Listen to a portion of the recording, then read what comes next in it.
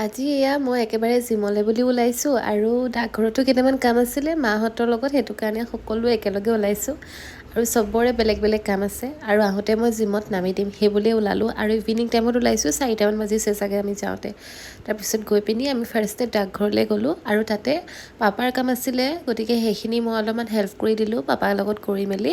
তাৰপিছত আকৌ মাহঁতে নিজৰ নিজৰ কিছুমান কাম থকাৰ কাৰণে তাহাঁতি দুজনী গ'ল, এয়া আহি পাইছেহি দেই, তাহাঁতি নিজৰ কামখিনি কৰি আহিলেগৈ।